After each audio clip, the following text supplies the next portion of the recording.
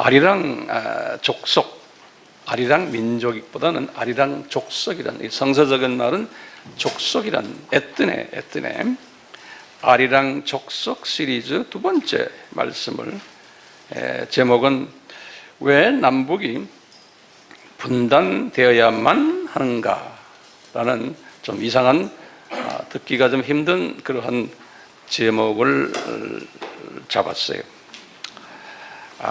우리 지난 시간에 그 한반도와 하나님 나라의 세계관이라는 제목을 가지고 제가 장시간 말씀드린 것 기억나시죠? 지난 시간에 우리가 이런 이야기를 했어요. 한반도가 왜 세계인의 관심의 초점이 되어 오고 있는가? 오늘날 특히 2018년 평창 동계올림픽을 기해서 이런 한반도에 대한 관심이 상당히 고조가 되어 왔었어요. 이제 거기에다가 남북이 갑자기 평화 무드로 달려가는 모습이 보이고 있고, 특히 세계에서 가장 큰 강대국인 미국의 그 큰 뉴스거리가 되고, 이분들의 제일 1되는 관심거리가 한반도가 되어버렸어요. 이제 이런 일들이 있는데 왜 이 조그마한 나라가 이런 세계의 관심사 속에 들어가게 되었는가? 이것이 우리의 의문 중에 하나예요. 그래서 오늘 이런 것을 주제로 해서 성서에서 또 기독교 역사 속에서 또 선교적인 측면에서 왜 이런 일들이 일어나고 있고, 그것보다도 더 우리가 깊이 질문을 던지는 것이 왜 한반도가 이렇게 남북으로 분단되어야만 하는가? 라는 질문을 한번 던지면서 여기에 대한 대답을 찾아보기를 원합니다. 그러니까 제가 이렇게 오늘 말씀을 드리지만 여러분들도 여기에 대한 대답을 오늘 이 말씀 속에서 분명히 가지기를 기대하면서 제가 이 말씀을 준비했습니다.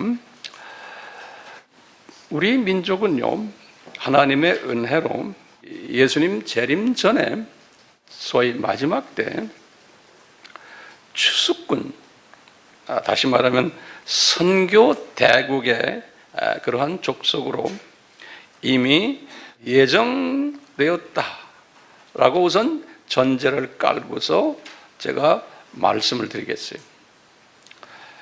그러면 이제 여러분들이 저에게 이제 물어볼 거예요. 황 목사님, 왜 이렇게 예정되었다고 말씀하십니까? 우리 민족이. 그러면 제가 지난 시간에도 말씀드렸지만 첫째 번 배경은 우리 민족이 욕단의 후예다.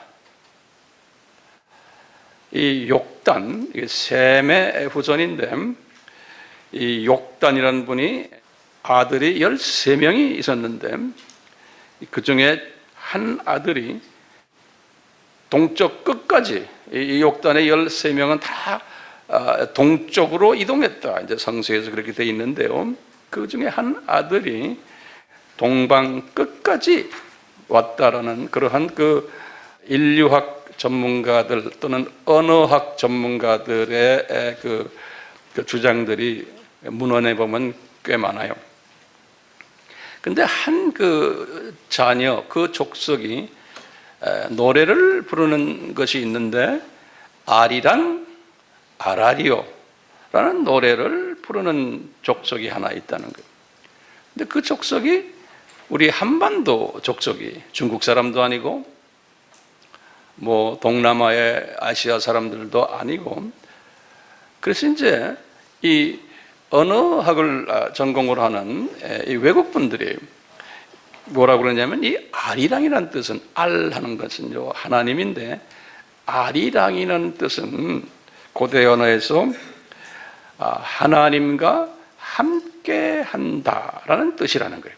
아리랑. 그래서 그것을 성서적으로 보면은 임마누엘이에요. 임마누엘. 지금 예수님의 초점을 맞춘 거예요. 예수님이 이 땅에 내려오셔서 인간이 되셔서 우리와 함께 한다. 그러니까 하나님이 인간과 함께 하신다.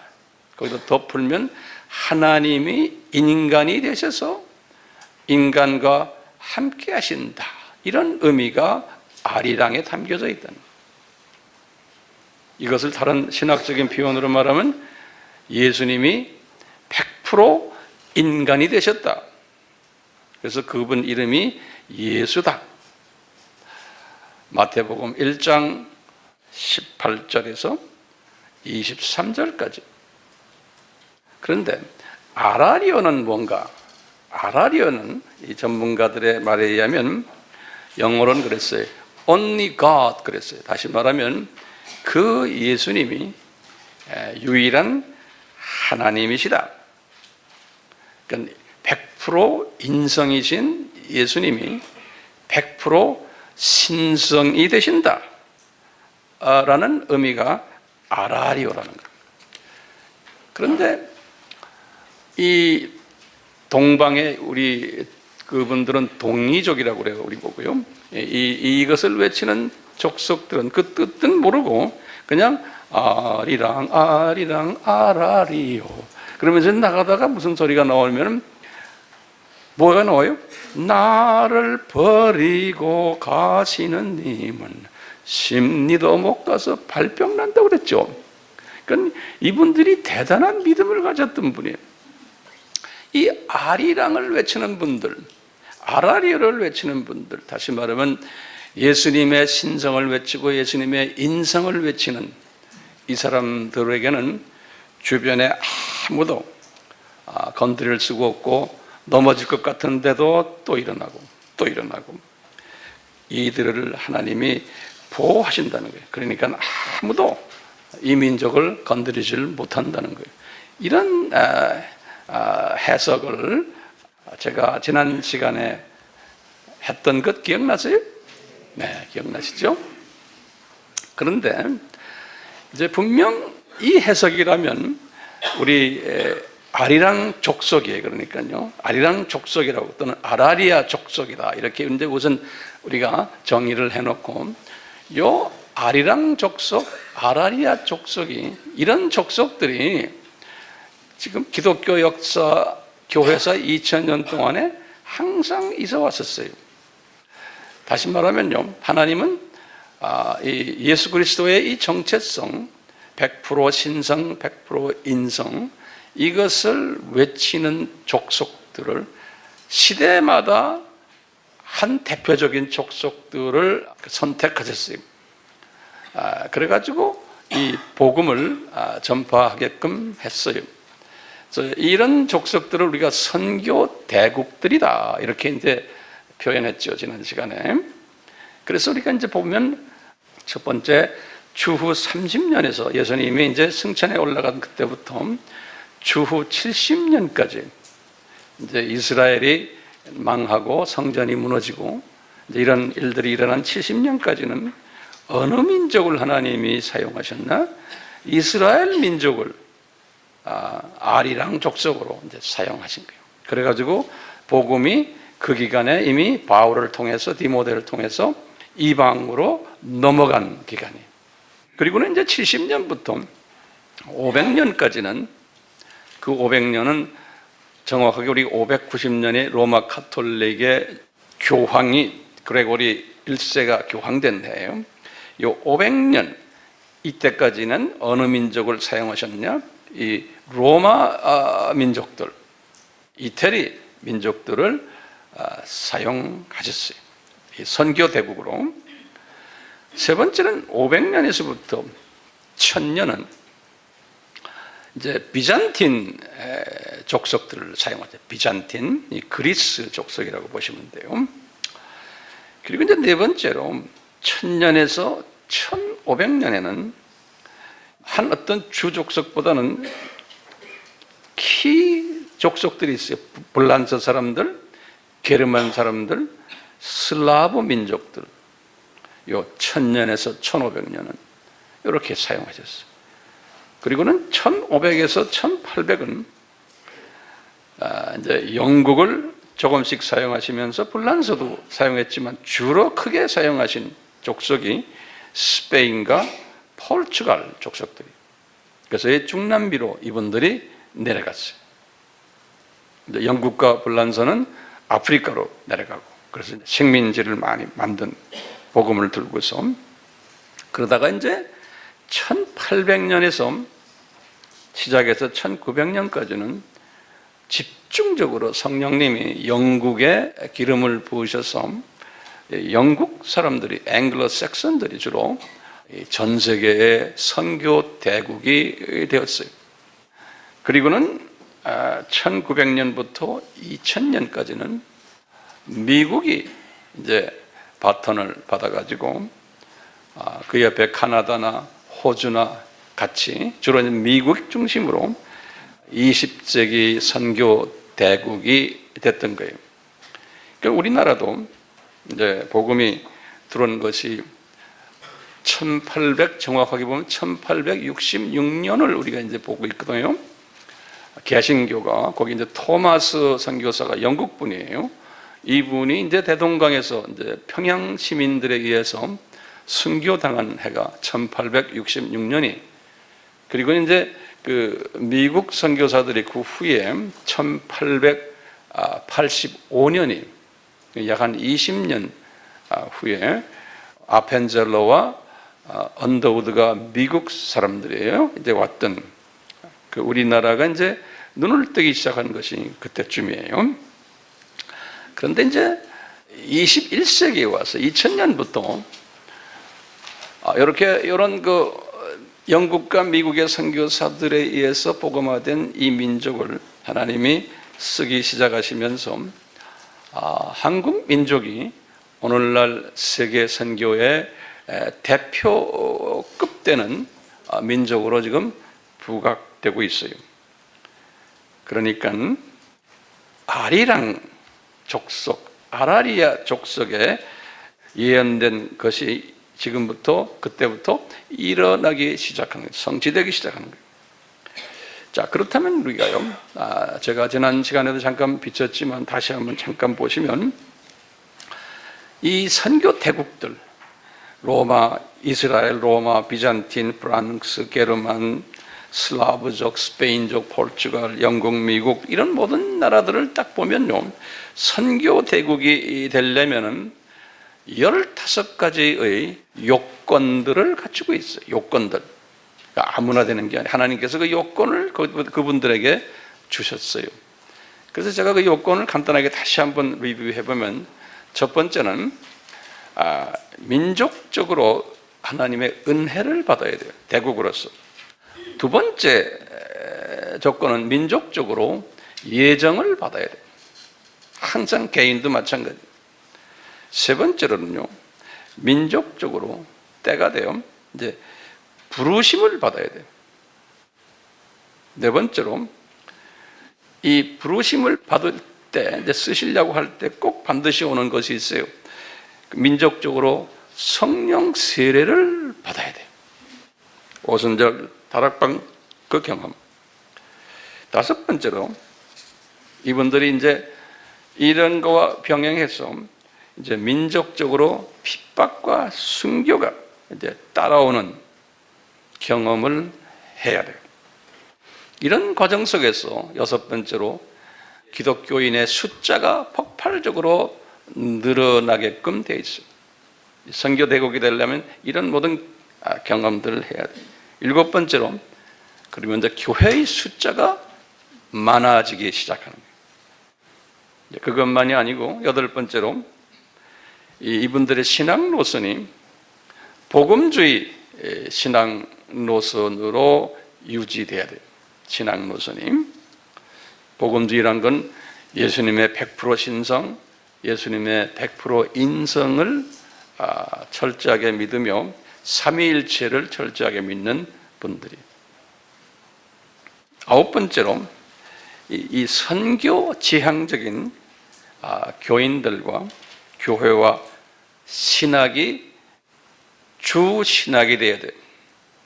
선교 지향적 교인들도 그런 사람이 되어야 되고 교회도 마찬가지고요. 신학도 그렇고요. 열 번째로는 신학교 숫자가 많아야 돼요.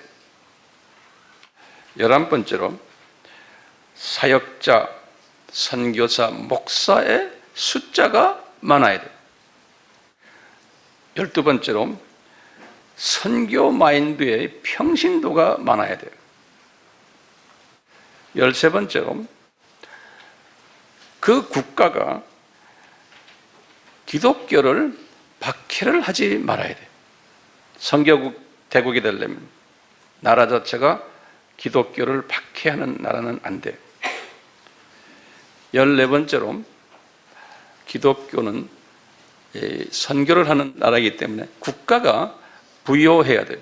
경제적인 부여가 있어야 돼요. 15번째로 마지막으로 교회와 교인들이 선교 자금을 충당을 잘해야 돼요. 15가지. 여기에서 하나라도 빠지면은 선교 대국이 되지를 못했어요. 그래서 이제 기독교의 역사들을 보면은 제가 아까 말한 그 앞에 나오는 그 선교 대국들이 가지고 있었던 공통 15가지의 요소들을 볼 수가 있었어요. 자, 그런데 우리나라를 딱 보면요. 우리나라는 아까 창세기 10장에서 욕단의 후손으로 선교 대국이 될 것을 성서에서 예언했다고 그랬죠. 그게 노아 홍수 이후죠. 그러니까 그게 주전 얼마예요? 주전 2500년이죠. 그렇죠? 노아가 주전 3000년이고 그냥 쉽게 2500년을 보여요. 그 2500년에 이미 이 예언이 있은 거예요. 우리가 아리랑 족속이다라는 암시적인 성서적 예언이 있었는데 지금까지 4500년 동안 이 아리랑 족속이라고 하는 우리 민족에게 이런 15가지의 선교대국 요소들이 없었어요. 이 15가지의 이런 그 징조들이 없었는데 분명 제가 볼 때는 이것을 미리 다 이제 예정하시고 갖고 계셨다가 숨겨두셨다가 이제 오늘날에 와서 우리가 지금 이 15가지의 모든 것을 정말 기가 막히게 우리가 가지고 있는 거예요. 세계 지금 어느 나라를 봐도 지금 우리가 말하는 그 앞에 말했던 그 선교 대국들이 지금 현재는 이걸 다 잊어버렸어요. 15가지 중에 몇 개밖에 없어요. 그리고는 현재 전 세계에서 이 15개의 요소들을 가지고 있는 나라는 유일하게 한반도의 우리 아리랑, 아라리아 족속들이에요. 신기하지 않아요? 우리가요, 이제 이 15가지의 이 복을, 이 요소를 가지기 위해서 이 토마스라는 영국 선교사를 1866년에 어디에다 보냈냐면 대동강에서 시올만호라는 배를 타고선 평양까지 가서 이 평양 사람들을 복음화시키려고 거기로 갔어요. 1866년에 이미 이것이 시작이 되었어요. 그리고는 1885년에 아펜셀러와 언더우드가 우리나라에 파송되어서 이제 감리교와 장로교가 시작이 되고 이들을 통해서 배제학당, 이하학당, 이 감리교 분들 또 세브란스 병원, 기독교 학교들이 연세대학교, 뭐 기타 많은 기독교 학교들이 또 성실대학교, 뭐 오산학교, 많은 기독교 학교들이 이제 생겨나고 병원들이 생겨나고 이렇게 된 거예요. 자, 이런 가운데 이 15개의 요소들 중에 하나가 중요한 요소가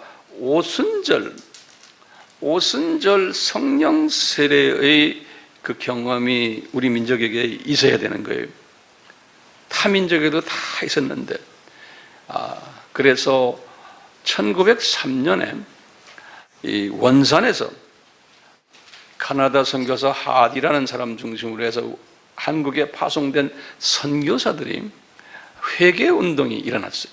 그래서 우리가 너무나 교만했다, 한국 사람들을 무시했다, 회개합니다. 그래서 그 회개 운동이 발단이 돼가지고 우리나라의 기독교가 새롭게 이제 발전되는 계기가 됐어요. 그 회개 운동에 힘입어서 1907년에 평양에서 장대현 교회라는 데서 성령 세례 경험을 하게 되고, 그 후부터 전례 없는 기독교인들의 숫자가 폭발적으로 늘어났다고, 이 기독교 우리나라 역사에도 그렇지만 이 영어권에서도 한국의 기독교 역사를 이야기할 때 이것을 꼭 지적을 해요. 전 세계에 그 당시에 이렇게 폭발적으로 그냥 누가 전도하지도 않았는데 나 예수 믿겠다 해서 그냥 뭐 굉장했대요. 그쪽 동네가. 그런 일들이 있었어요. 그 1907년이. 근데 우리 정치적으로는 그 당시에 벌써 한일 합방 사건이 있고, 그 당시는 전 세계가 어려웠을 때, 1907년부터 1919년 3.1 운동, 엊그제 있었잖아요. 이 한 12년 동안은 전 세계가, 특히 이 서유럽, 아까 이제 미국 쪽에 큰 소용돌이가 일어났을 때,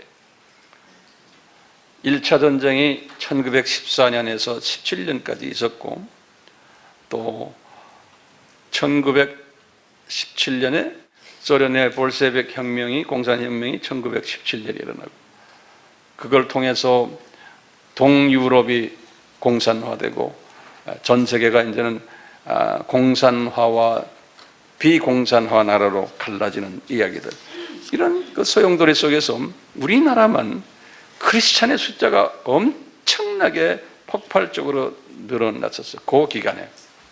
이런 가운데 하나님께서는 일본을 통해서 하나님께서는 우리 기독교의 특히 이 장로교 그 사역자 목사님들에게 배교 행위를 하도록 또 제가 볼 때는 허락하셨어요. 그러니까 교회가 성장하고 뭐 이제는 모든 것이 커지니까, 그래서 이제 1938년이에요. 그러니까 1907년에서 1938년이면 약 한 30년 후에 교회 성장을 이룩하고, 이제는 지도자들이 많이 명예도 생기고 파워도 생기고 물질도 생기고 이럴 때, 신사참배를 장로교 총회에서 평양 서문박교회라는 교회에서 가결했어요. 그리고는 그게 38년 9월 9일에,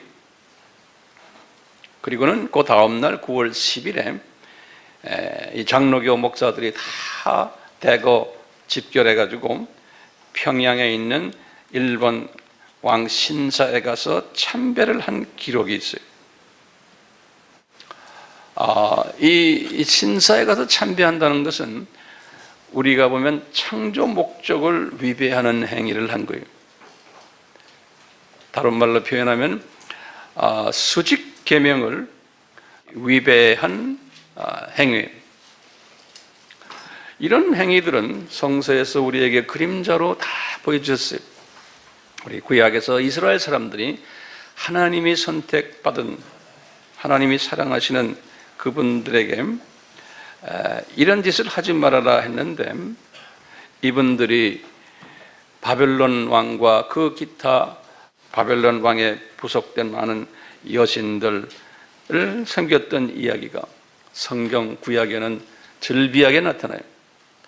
사사시대, 왕정시대, 이렇게 해서 그럴 때마다 주변에 강국을 만들어 가지고 아수르 제국을 통해서 혼쭐나게 하시고 바벨론 제국을 통해서 혼쭐나게 하시고 급기야 로마 제국을 통해서 혼쭐나게 하시는 이야기들이 쫙 나와요. 이렇게 혼이 나는 경험들을 이분들이 하는데요. 이미 모세에게 이제 수직 계명을 주시면서 모세에게 주전 1500년이죠. 모세가 이제 하늘나라에 가기 직전에 마지막 유언을 하시는 그 유언의 이야기가 우리 잘 아는 신명기 28장 15절에서부터 쭉 마지막 굉장히 많은 기록이 있어요.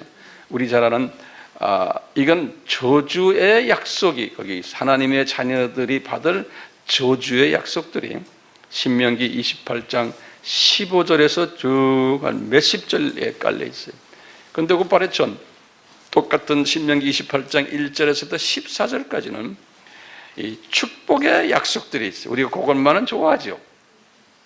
그런데 조건이 있는 게 수직 계명을 잘하는 사람은 이런 축복의 약속이 있고 머리가 되고 꼬리가 되지 않고 광주리, 떡방업, 기타 그다음에 돈을 꿔주는 일하고 여러 민족들에게 존경받고 여러 가지 축복들이 있는데 만약에 이것을 하지 않으면 하나님의 자녀들이 저주를 받을 것을 예언한 것이 신명기 28장 15절부터 쭉 밑이. 그러면서 이제 이런 말씀하세요. 강주리도 저주받고 창고도 저주받고 거기다 좀 적으세요. 광주리도 창고도 땅도 전염병이 생기고 가뭄이 있고 모든 민족의 속담과 웃음거리가 되고 씨를 뿌려 농사를 지어도 열매가 없고 아들, 딸들이 적군에게 잡혀가고 항상 손을 벌리며 돈을 빌리며 어디 가도 꼬리가 되는 이런 하나님의 자녀들이 되겠다는 거예요. 자, 하나님께서 우리 민족을 마지막 때에 이 아리랑 족속으로 쓰시기 위해서 이 한반도를 그냥 그대로 놔두면 좋은데 두 조각으로 나누셨어요. 이게 이제 우리의 질문이에요. 두 조각으로.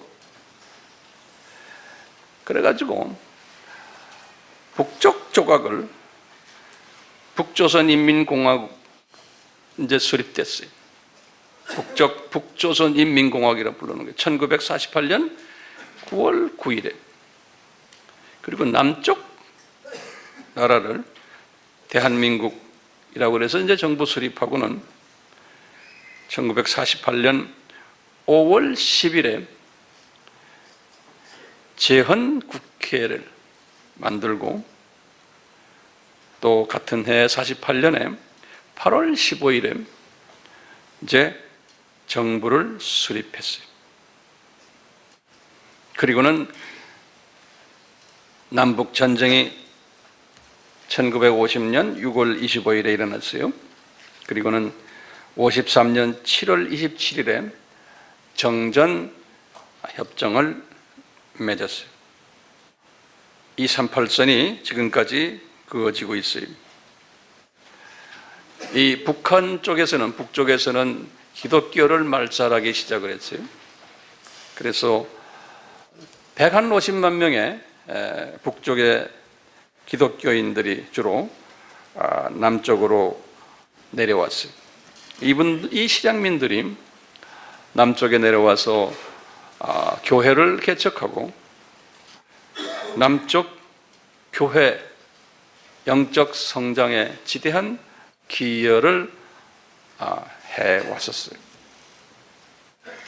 이렇게 하면서 지금 오늘날 이 분단된 1948년에 이제 분단이 이제 된 거나 마찬가지인데요. 지금이 2018년이니까 70년 분단 상태로 있어 왔어요. 70년. 70이라는 숫자는 의미가 있는 숫자죠. 바벨론 포로도 70년 아닙니까? 근데 이 70년 동안 이 두 나라가, 남과 북이 아주 극명하게 대조가 돼, 정반대로 대조적인 모습이 우리에게 있는 것을 보여주고 있어요. 그래서 한번 참고로요, 제가 이런 얘기하는 이유가 있어요. 나중에 여러분들이 이걸 다 이제 알게 돼요. 첫 번째 거기다 적으세요. 이 대한민국 남쪽에 어떤 모습인가? 그 70년 후에 나타난 작품이, 두 나라의 작품이, 첫 번째, 이 대한민국은 첫 번째 세계의 10대 경제 대국이 되어버린 거예요. 두 번째로는 88 올림픽 개최국이 되었고, 또 2002년에는 월드컵 개최국이 되었고, 2018년에는 동계올림픽 개최국까지 되었어요. 뿐만 아니라 세계의 이 강대국가 부유한 나라들만 모여있는 OECD의 회원 국가가 되었어요.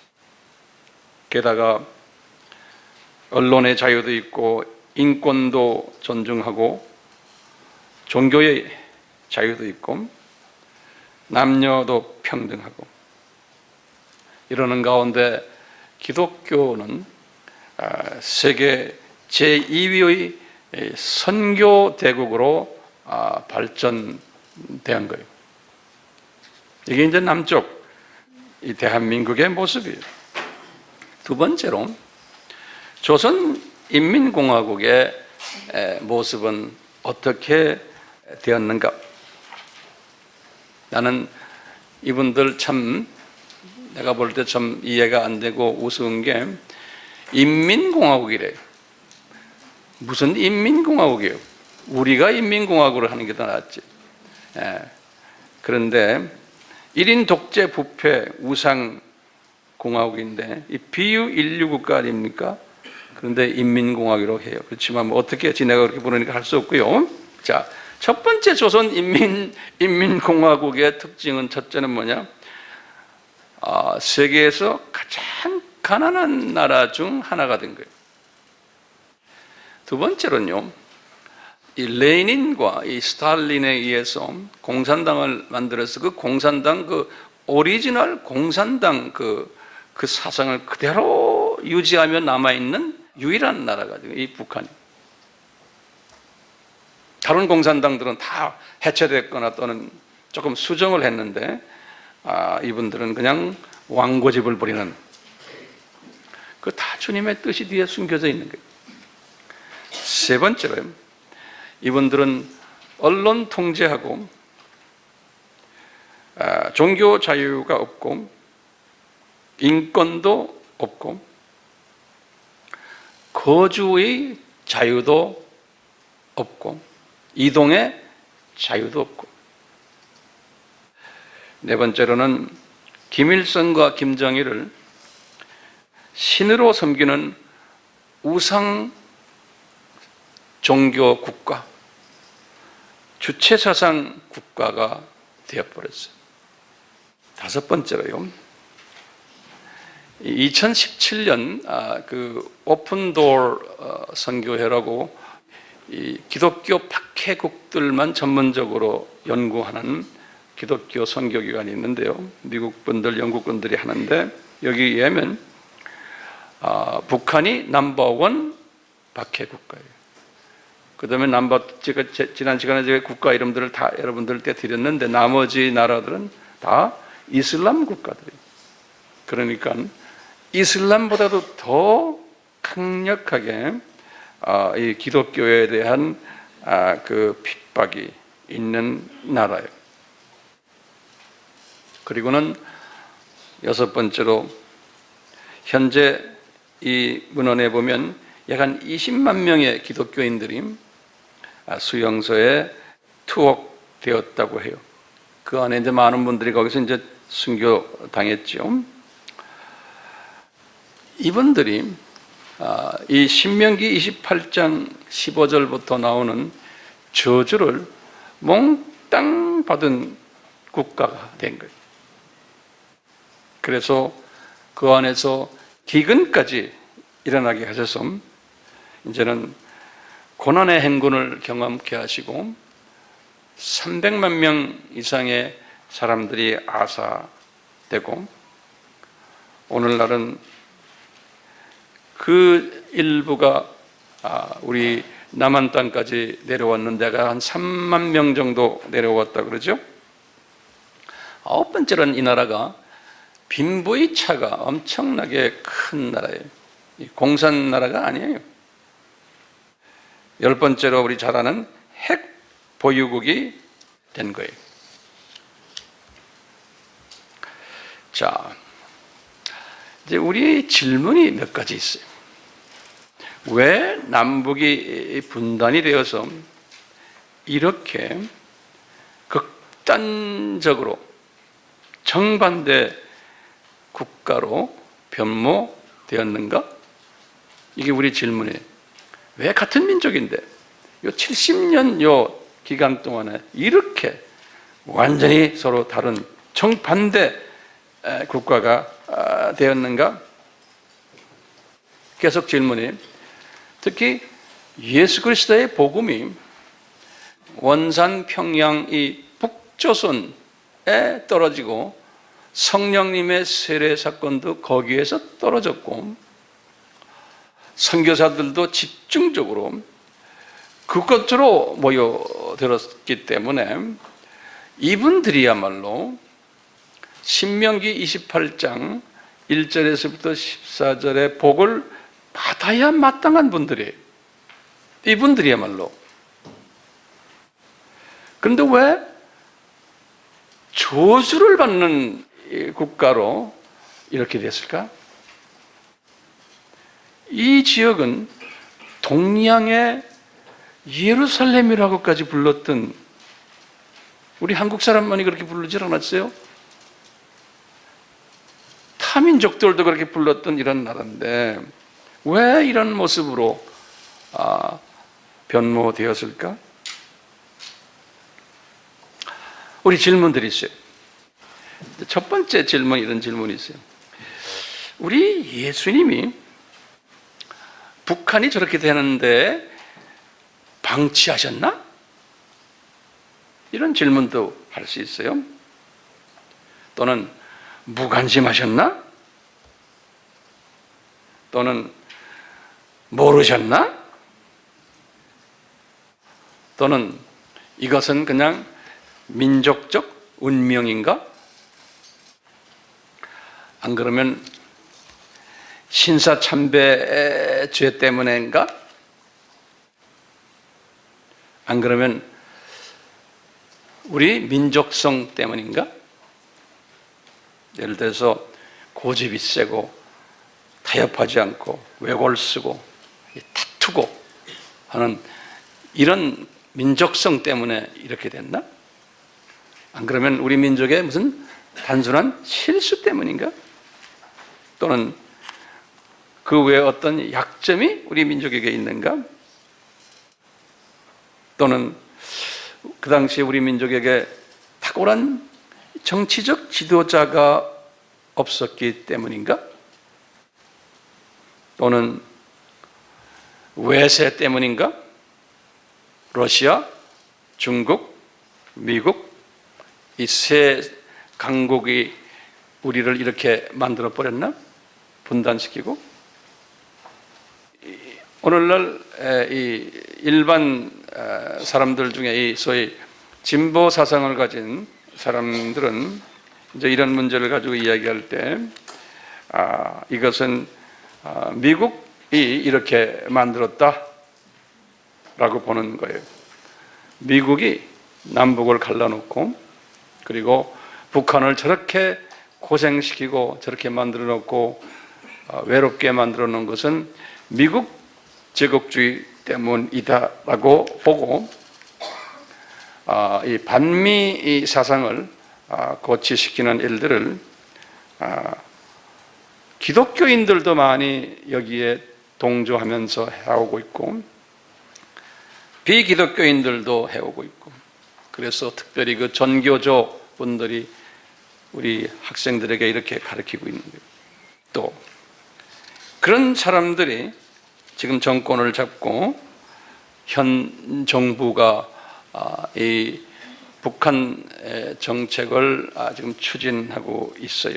그건 이분들이 나쁘다 좋다가 아니고 이분들이 가지고 있는 그 남북관, 세계관의 인식의 차이가 이렇게 만들게 되는 거예요.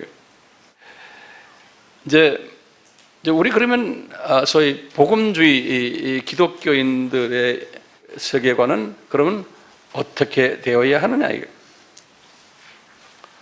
이제 기독교인 중에서도요, 복음주의 사람이라고 하는 사람들도 지금 아까 제가 말씀드린 여러 가지 이유들, 죄 때문인가, 민족성 때문인가, 우리 실수냐, 무슨 약점이 있느냐, 정치적 지도자가 없어서 그러냐, 그러면 대국들이 간섭 때문에 이렇게 됐느냐, 미국 때문에 북한이 저렇게 지금 이런 문제 나라가 됐느냐, 여러 가지 이제 동조하거나 또는 뭐 그럴 수 있다라고 보는 사람들이 우리 주변에 기독교인들도 복음주의 안에서도 이런 사람들이 많아요. 여기 앉아 있는 분들 중에서도 그렇게 생각하는 사람들 분명히 있을 거예요. 그런데 저는 소위 복음주의 안에서도 성서적, 역사적 또는 선교적 주인이 되시는 이 예수님 중심으로 볼 때, 또 성서에서 예수님이 하시는 말씀을 중심으로 보면서 오늘 이 문제를 이제 제가 풀어나가려고 그래요. 우리 예수님이 어떤 분이세요? 이분은 역사의 주인이세요. 그거 꼭 잊지 말아주세요. 그러니까 모든 인류 역사는 예수님의 장중에서 일어나고 있는 거예요. 이 개념이 우선 철저하게 먼저 중심 기둥으로 서 있어야 돼요. 이제 이 기독교인 중에 이제 두 가지 기독교가 있어요. 기독교인이 있어요.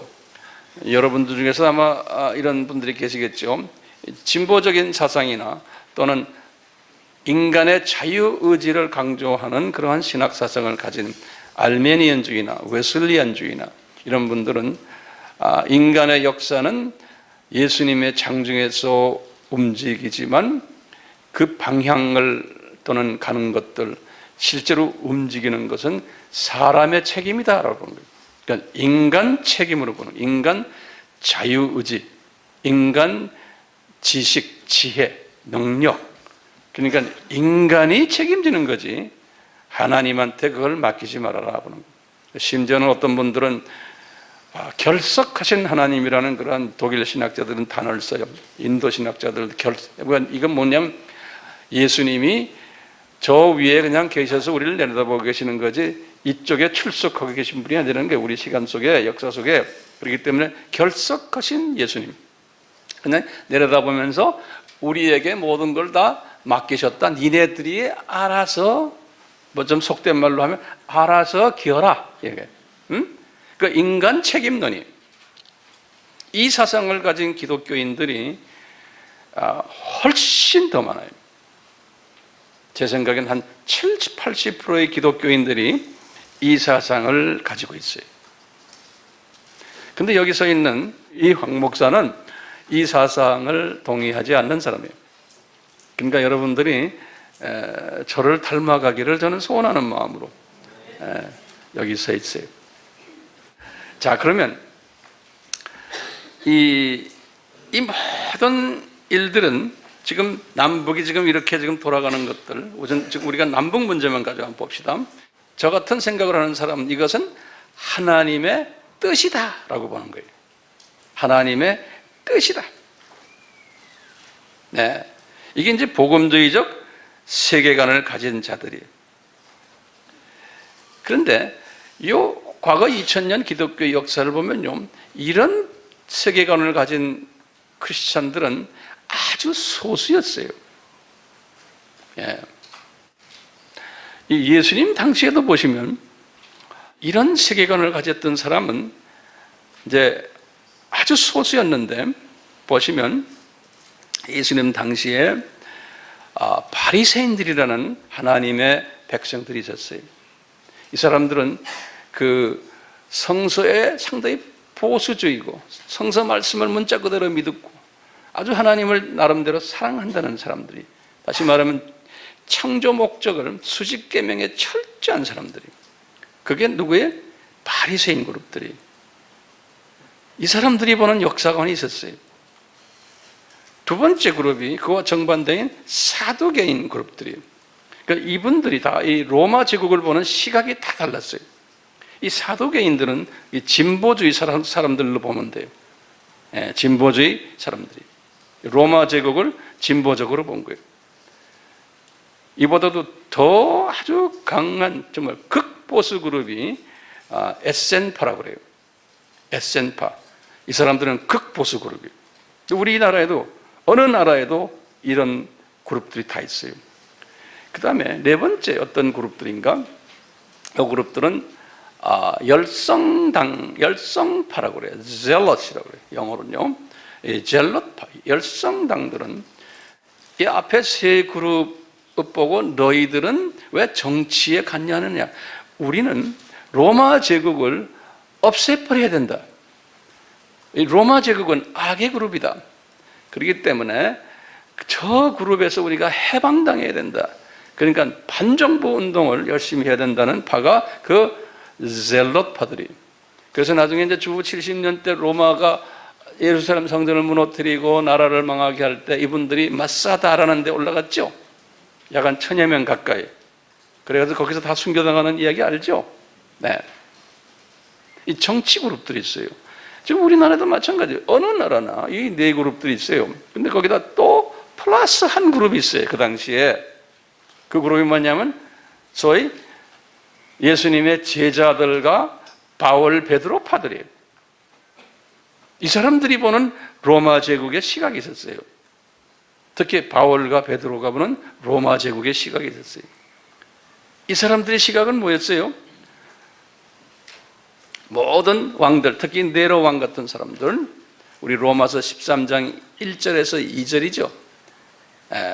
뭐냐? 모든 세상의 권력들은, 왕들은 예수님께서 임명했다 라고 보는 거예요. 그러니까 그분들을 건드리면 우리 하나님을 건드리는 거다라고 보는 시각이에요. 근데 성경 전체를 보면 바로 왕도 구약 때 애굽의 이분도 그분이 완악한 마음을 가진 것도 여호와께서, 예수님께서 그렇게 하셨다라고 성경이 기록되어 있는 거예요. 그분이 나빠서가 아니고, 바벨론의 이 왕인 느부갓네살 왕도 여호와의 종이었다라고 보는 개념이 성서에 다 그렇게 기록되어 있는 거예요.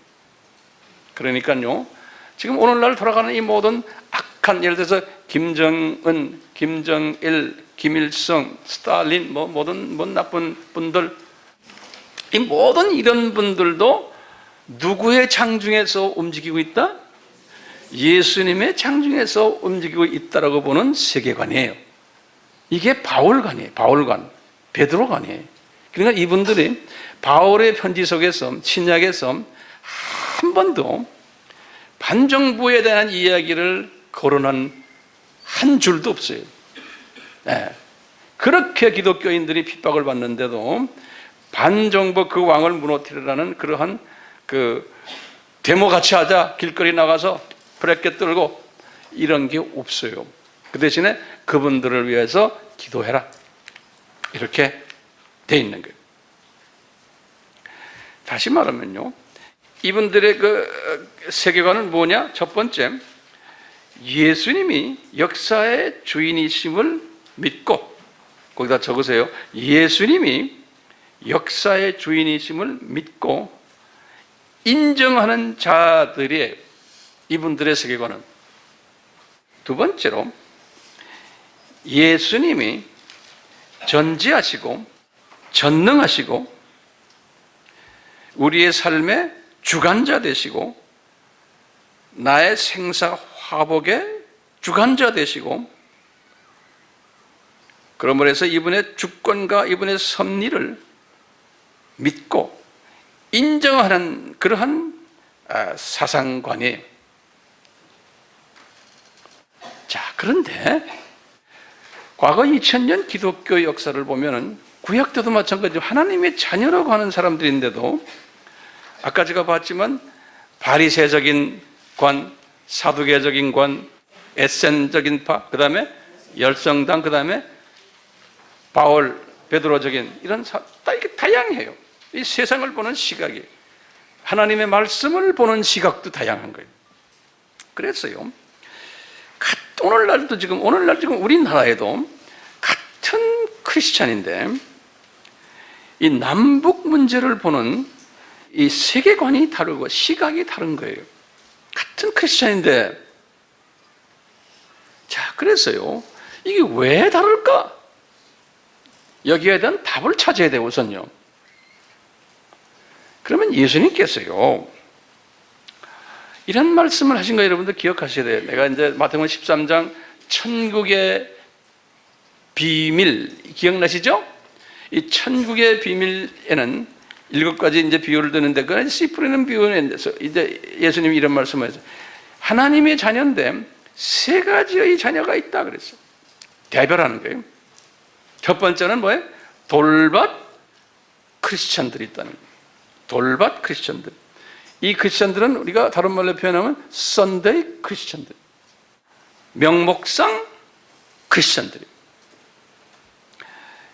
이분들은 영적 유아들이에요. 영적 어린아이들이에요. 이분들은 성경도 읽지 않고 그냥 기도도 잘 안 하고 헌금도 그냥 적당히 내고 그냥 교회를 다니는 명목상 크리스천들, 이런 사람들이 전 세계에 아프리카부터 시작을 해서 중남미, 미국, 어디 유럽 어디 나가나 60%에서 70%예요. 그동안 2000년 기독교 역사 속에서 공통적으로 60%에 70%의 하나님의 자녀들이 이 캐다고리에 들어가요. 이게 이제 전문가들이 다 말하는 거예요. 예.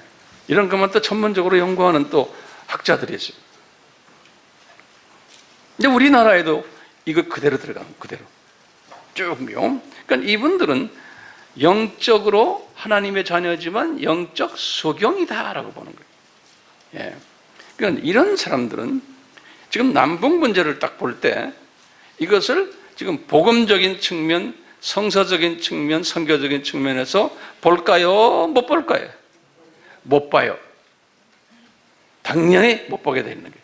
이런 사람들의 시각은 예수 안 믿는 사람들의 이성을 토대로 한 그러한 시각으로 같이 보게 돼 있는 거예요. 여러분들 친구들 이렇게 모임에서 저녁 같이 하면서 요새 만나면 뭐 세상 이야기, 남북 이야기 할 때 앉아서 보세요. 10사람이 앉았으면 9명이 여러분 한 사람만 빼놓고 다 이쪽 이야기, 이런 식으로 이야기를 해요. 당연한 거예요. 그러니까 그걸 가지고 열을 내면 안 되세요. 내가 지금 열을 뽑아라고 지금 말씀드리는 거예요. 이거 당연하게 생각하셔야 돼. 오케이? 자, 그럼 두 번째 기독교인들을 예수님이 뭐라고 그랬냐면 가시떨기 기독교인들하고 가시떨기. 이 사람들은 그래도 급수가 좀 높은 분들이에요. 이 사람들은 영의 눈이 떠 있는데 저희 기복적 신앙을 가지고 열심히 성경 공부도 하고 기도도 많이 하고 여러 가지 전도도 하고 선교도 하고 하는 기복적, 다시 말하면 이 세상 복을 추구하는 그러한 분들이에요. 이 사람들을 20%에서 한 30%라고 전문가들이 이야기를 해요. 근데 이 분들은 이 기독교 교회 안에서 상당히 중요한 그룹들이에요. 이분들이야말로 열심히 돈벌이도 하고 그리고 교회 헌금도 많이 내고 또 선교 헌금도 많이 내고 이분들이 기도도 많이 하고 하는데 주로 생각이 이 세상의 복을 이제 생각을 두는데 저는 생각에 이분들 중에 한 절반 정도는 그런 것 같아요. 이 세상 복도 추구하고 저 세상 복도 추구하는 분들이 있다고 저는 생각해요. 그러니까 여기에 이 가시떨기 그룹의 half and half 같아요. 제 말에 동의해 주시길 바랍니다.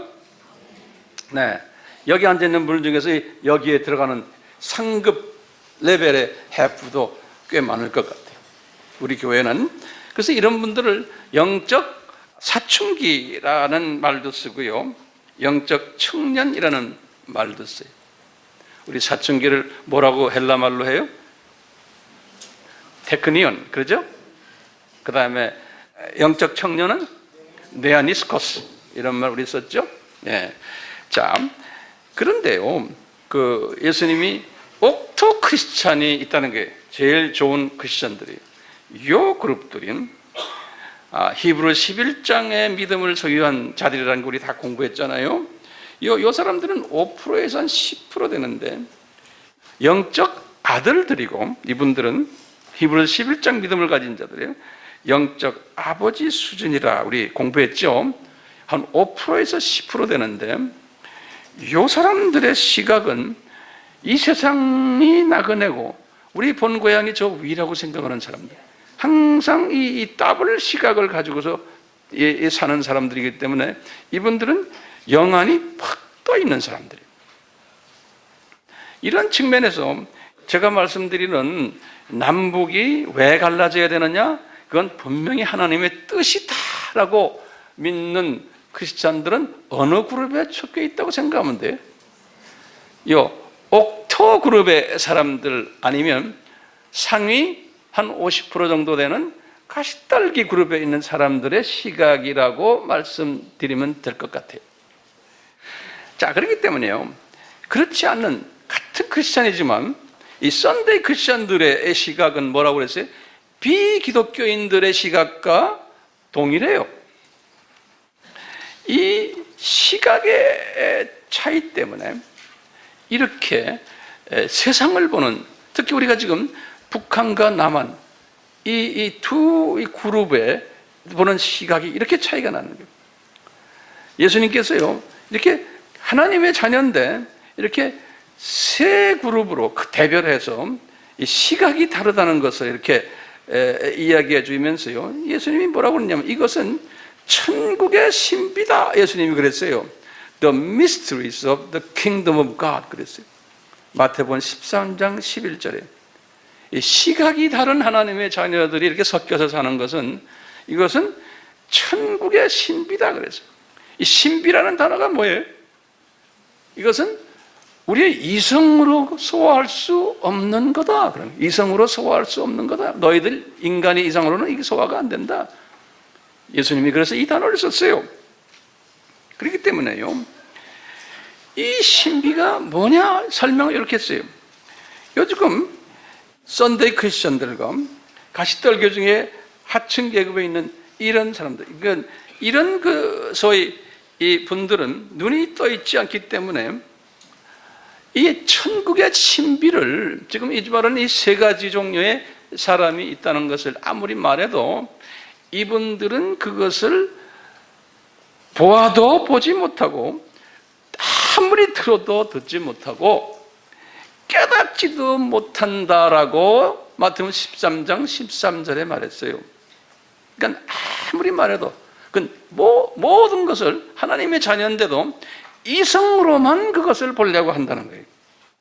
그래서 예수님께서 그랬어요. 이게 예정적인 측면이 있어요. 그런데 이것을 비이성화해서 영성화해서 보려는 그룹들이 있는데, 그것이 이제 너희들 제자 그룹이다.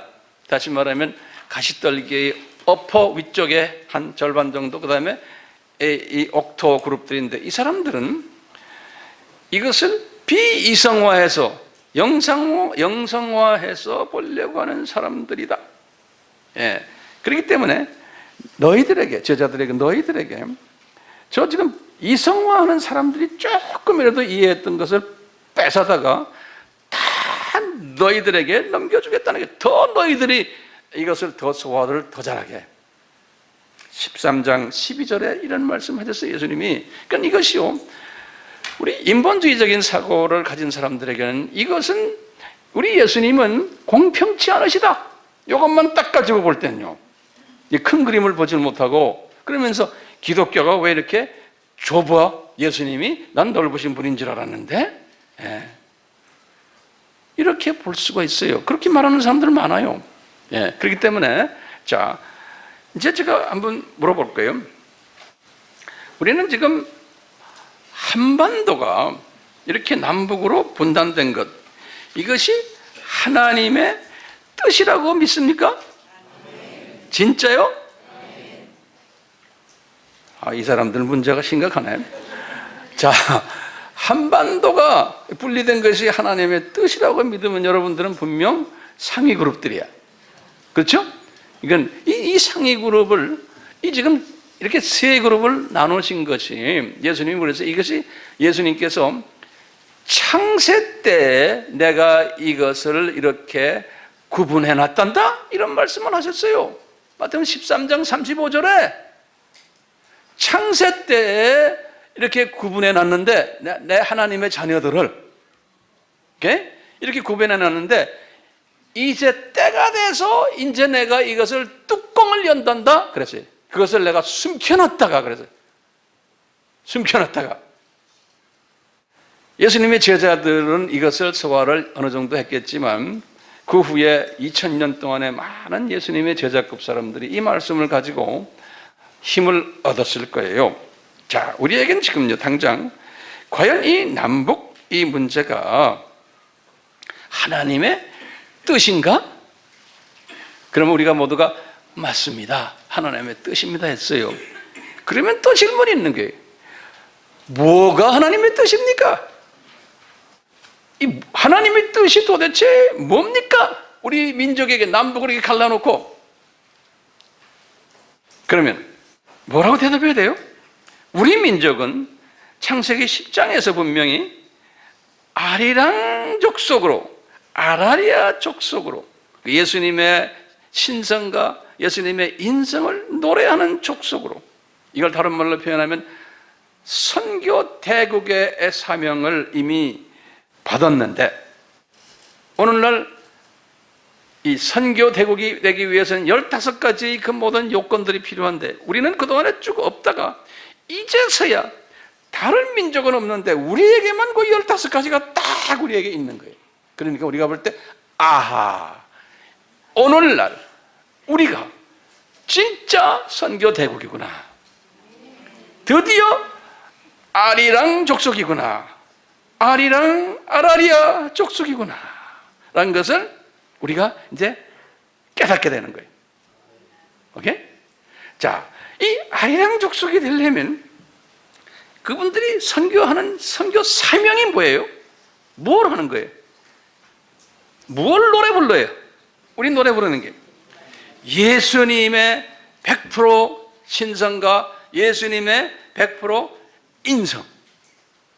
거기에 모든 신학적인 스토리가 다 들어있어요.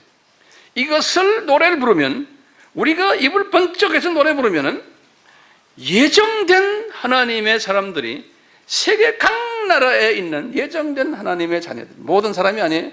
예정된 하나님의 자녀들이 우리가 아리랑 아라리오를 부르면은 예수님을 믿고 되고 영생 얻고 영원히 살게 해주는 그러한 일들을 맡은 사명국이라는 거예요. 우리가 잠자고 있는 하나님의 자녀들을 살리는 일을 해주는 그러한 도구 국가라는 거예요. 이 선교 대국이 해왔던 일들이 그건 거예요. 선교 대국들이. 그래서 지난 2000년 동안 이 선교 대국들이 이 일들을 해왔었어요. 미국이 마지막에 이 일들을 해오다가 우리 민족에게 요 영원한 생명을 우리 민족 중에 하나님이 선별된 하나님의 자녀들에게 요 영원한 생명을 딱 넘겨줬어요. 우리가 이제 그 바톤을 미국에서부터 우리가 넘겨받은 거예요. 이 2000년 동안 이 선교 대국들이 어떤 일을 했다고요? 예정된 하나님의 자녀들을 살려주는 도구 사역을 해왔었어요. 이 살려주는 일을 하려면 이분들이 많은 희생을 경험해야 돼요. 바울도 엄청난 희생을 해왔다고 고린도후서 11장 23절에서 27절에 고백했어요. 강도의 위협과 39번 매를 5번 맞고 몽둥이라도 3번 맞고 자기가 탄 배가 3번씩이나 파산되고 춥고 배고프고 강도들의 위협도 많고 생명의 위협, 강을 건너면서 이런 일들을 많이 경험했다고 했어요. 바울이 한반도에 왔던 선교사님들, 토마스부터 시작해서 그 당시에는 비행기도 없었어요. 그 배를 타고 그 먼 길을 와가지고 육지에 내려도 그 어려운 여행을 하면서 똑같이 이런 경험을 해왔겠죠. 우리나라에 내려와서도 토마스는 도착해서 죽었지만 우리 아펜셀레나 언더우드나도 다른 모든 유명한 선교사님들, 그 불교와 유교의 문화권에서 얼마나 어려운 배척을 받아오면서 살해의 위협까지 받으면서 의식주의 불편함, 가족들의 희생, 이게 제 정신으로는 불가능한 거예요. 성령님의 강권적인 인도하심이 따라와야지만. 거기다가 본국에서 뒤에서 집사님들, 권사님들, 장로님들이 기도하고 물질로 대고 여러 가지로 뒤에서 희생한 그분들의 그 모든 땀이 함께 배어가지고 우리 나라가 이만큼 된 거예요. 다시 말하면 누가 죽어야지만 생명을 살리는 일이 일어나게 되어 있어요. 누가 죽어야지만. 이 생명을 살리는 원칙이, 이것을 오늘 본문 말씀에 뭐 있죠? 요한복음 12장 24절이. 한 알의 밀이 그대로 있으면, 죽지 않으면 그대로 있고 죽으면 많은 열매를 맺는다. 이게 생명 살리는 원칙이. 예수님이 몸소 이 생명 살리는 원칙에 본인이 본인을 거기다가 집어넣었어요. 이건 삼위 하나님의 원칙이에요. 그렇기 때문에 이분이 이 창세전에 이 원칙을 이미 이분들이 발표를 했어요. 예수님께서 이 세상에 내려오셔서 십자가에 죽으실 것을, 하나님의 예정된 사람들을 살리려면 이 원칙을 고린도전서 2장 7절, 로마서 16장 25절, 26절, 우리 쭉 그 성경 구절 알죠? 창세전에 십자가를 이미 다 준비하신 거예요. 그리고는 아담이 타락이 탁 됐을 때 예수님이 인간으로 또 여자의 후손으로 오실 것을 다시 재확인하셨어요. 창세기 3장 15절. 그리고는 이 4,000년 동안 이 예수님이 이렇게 희생하실 것을 양을 잡게 하셔서 양을 죽이면서 계속해서 4,000년 동안 예수님이 이렇게 죽으실 것을 그림자로 보여주셨어요. 그래서 예수님께서 이 모든 것이 나에 관한 이야기다 하면서 요한복음 5장 39절에 말씀하셨어요. 그리고 때가 되어서 예수님이 이 원칙을 수행하시기 위해서 인간으로 내려오셨어요. 마태복음 1장 21절, 이름을 예수라 했어요. 이 세상 죄를 지고 가는 어린 양이라고 요한복음 1장 29절에 말씀했어요. 이 사람이 임마누엘이 되셨어요. 사람이 됐어요. 마태복음 1장 23절. 예수님께서 이 원칙을 주셨는데 나중에 사도행전 1장 8절에 예수님이 제자들에게 너희들 이제 나가서 나의 증인이 되라고 그러는데, 증인은 마르투스라는 단어예요. 마르투스라는 헬라어인데 그것은 순교자라는 뜻이에요. 그러니까 예수 그리스도를 우리가 전하는 사람은 이 순교자, 희생을 해야 된다는 거예요. 1세기 때 전 세계에 숨겨져 있는 하나님의 자녀들을 생명을 주기 위해서 하나님께서 어떤 방법을 만드셨냐면, 이 전 세계에 흩어져 있는 이방인 중에 하나님의 자녀들을 살려주는 일을 하도록 유대인들을 사용하셨어요.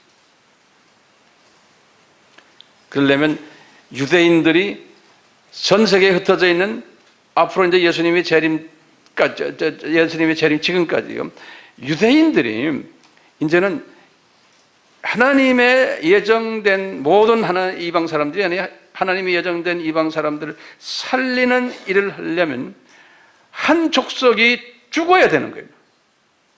다른 족속이 살아나려면. 그래서 이것을 그대로 실천시키신 거예요. 주후 70년이 딱 되면서 이 유대인들이 이 하늘에 죽은 미랄이 되는 그것을 아주 5가지 부분에서 실제로 실현케 하셨어요, 유대인들이. 그래서 첫 번째로 주후 70년에 유대 나라가 망하게 하셨습니다. 두 번째, 성전이 파괴되게끔 하신 거예요. 세 번째로, 이분들이 전 세계로 디아스포라가 된 거예요, 이 아픔들.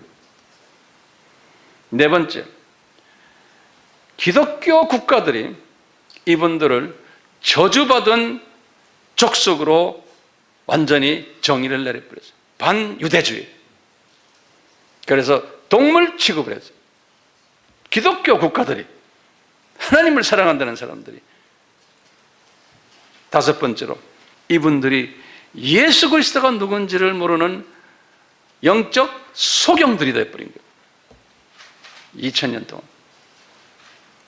이 5가지 저주를 이분들이 누구를 위해서 받았어요?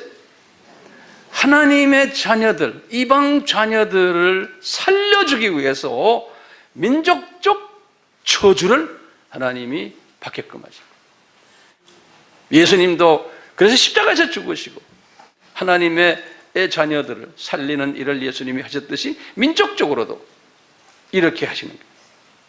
개인적으로도 이렇게 하시는 거예요. 이러다가요, 항상 성서에 보면, 우리가 로마서 9장, 10장, 11장의 강해 여러분들 보시면 바울에게 가르치시는 거예요. 바울아, 내가 유대인들을 그러면 다 그냥 멸망케 했느냐?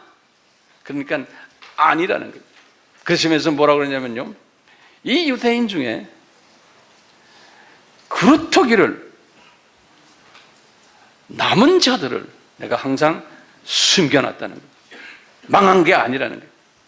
그러시면서 예수님께서 너 구약에서 봐라, 바벨론에 포로되고 아수르에 어려움 당하고 로마 정권에 어려움 당하고 이럴 때마다 거기에 정말 우상을 섬기지 않는 소수의 그루터기가 있고 남은 자들이 있듯이, 신약의 2000년 동안 유대인들이 이렇게 5가지로 희생을 당하고 있을 때 그 속에 그루터기가, 나타나지 않는 땅에 숨겨진 그루터기들과 남은 자들이 있다가 때가 되면 이 그루터기들이 싹을 낼 거라는 거예요. 그러면 언제 유대인들의 그루터기들이, 남은 자들이 이렇게 돋아나요? 이방인의 충만한 숫자가 차면은 그랬어요. 굉장히 중요한 개념이에요. 이방인의 충만한 숫자라는 건 뭐예요? 하나님의 예정된 이방인의 숫자가 있어요. 이 숫자가 구원받으면 그때 되면은 이 유대인들의 그분들의 책임이 이제 끝나는 거예요. 그렇죠? 그런데 딱 보면요, 세상에 요 5가지의 저주를 받았던 유대인들이 지금 이 저주가 이제 조금씩 이제는 거둬지는 모습을 우리가 이 5가지에서 볼 수 있는 거예요. 오늘날 첫 번째, 나라가 피망했는데 갑자기 나라가 재건이 되었는 거예요. 언제요? 1948년 5월 14일에. 두 번째, 성전이 무너졌는데 이제는 성전 이미 재건 운동이 벌써 열심히 일어나고 있고, 지금 어느 때라도 시작이다 하면 금방 짓도록 모든 게 다 준비되어 있는 거예요. 그렇죠?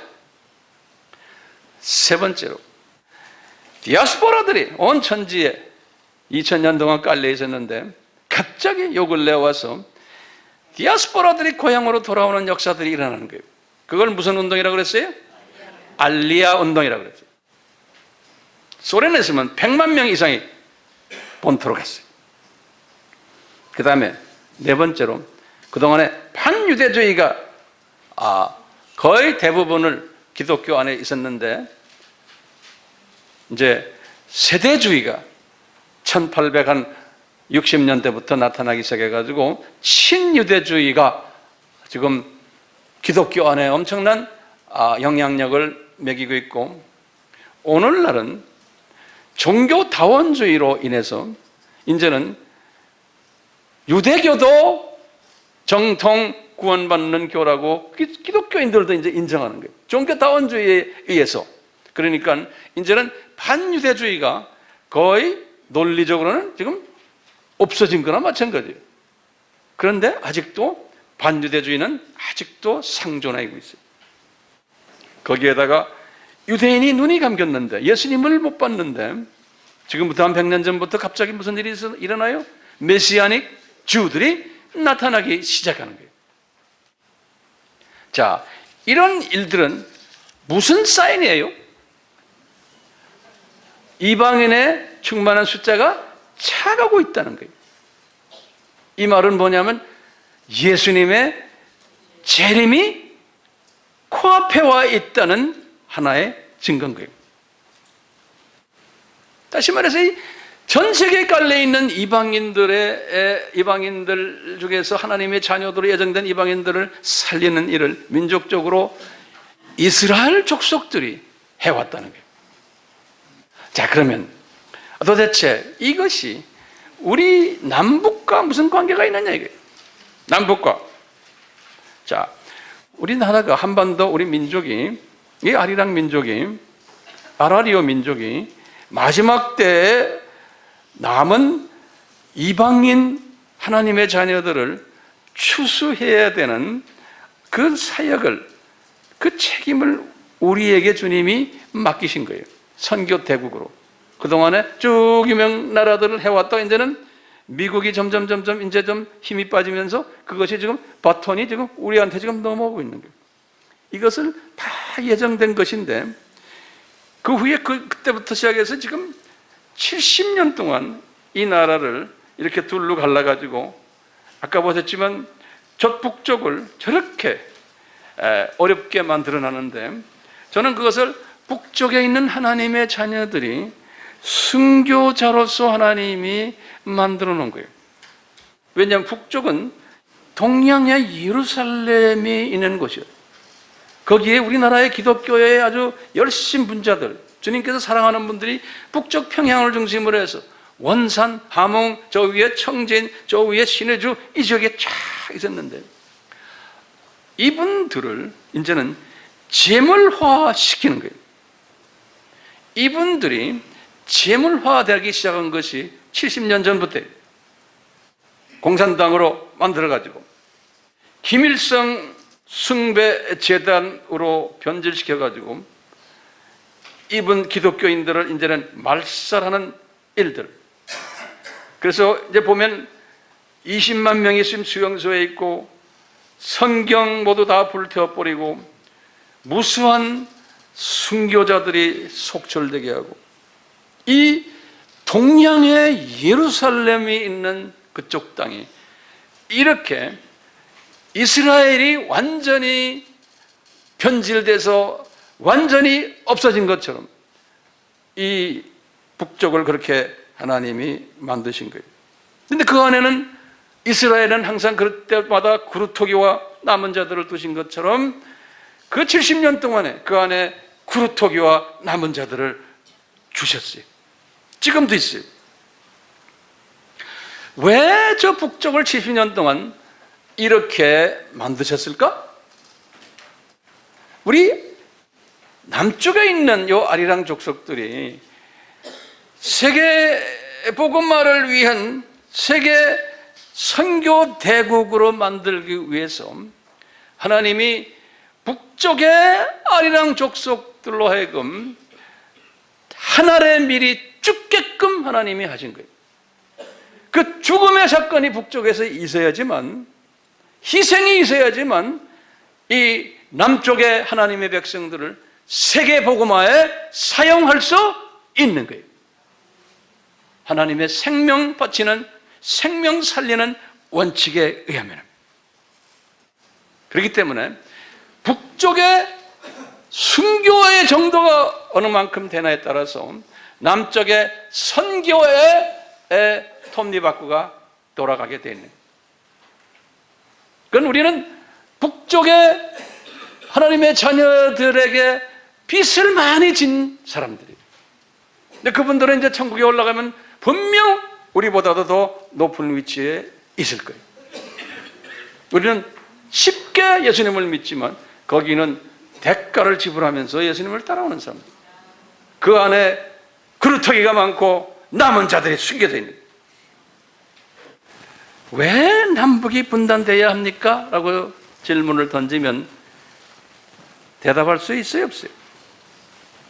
제가 오늘 설교한 이런 내용을 가지고 대답을 할 때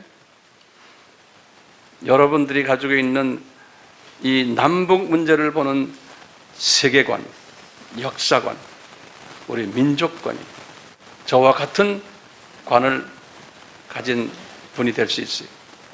그렇지만 이런 사람들은 소수예요. 왜 소수가 되어야 하느냐? 그 이유는 여러분들은 아세요. 제가 이제 다음 주에는 그러면 언제 남북 통일이 될 것인가? 어떻게 될 것인가? 왜 탈북자가 이렇게 많이 나타나는가? 남북 대화를 지금 왜 저렇게 하는가? 4월 위기설을 우리가 어떻게 해석해야 되는가? 트럼프가 미국을 지금 북폭한다는 이야기, 이 진보 정권이나 일반적인 비그리스도인들이나 대부분의 그리스도인들이 생각하는 그러한 견해와 우리와 같은 세계관을 가진 이런 사람들과 이것을 어떻게 비교하며 이것을 우리가 소화해야 될지를 다음 주에 한번 우리가 생각을 나누려고 해요. 아멘?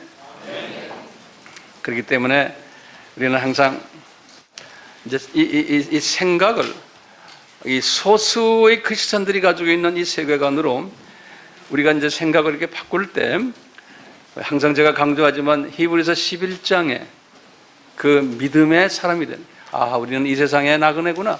우리는 때가 되면 이 세상에서 우리가 이제 주님의 복음 사역에 참여했다가 때가 되면 우리는 내 고향으로 다시 돌아가는구나. 이 세상은 창조 목적 훈련 학교구나. 기억나시죠? 이런 믿음을 가지고 이렇게 사는 사람은 우리가 이제 앞으로 찬송을 우리가 부를 텐데 이런 찬송을 고백하게 돼요. 이 찬송을 작사하신 분들, 작곡하신 분들, 다 이런 비전을 가지고서 이런 찬송을 만들었잖아요. 그러니까 이제 우리가 이제 이런 찬송을 한번 같이 불러가면서 나의 생각을 자꾸 이 세계관을, 나의 그 역사관을 이런 진보적인 그러한 생각에서 벗어나서 이 복음적인 성서적인 그러한 그 쪽으로 나를 자꾸 그렇게 발전시켜가는 그러한 여러분들 되기를 간구합니다.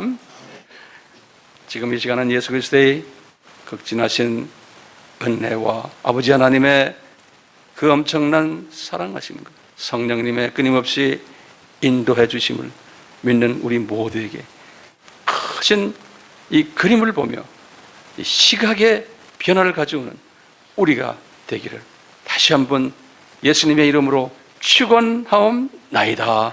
아멘.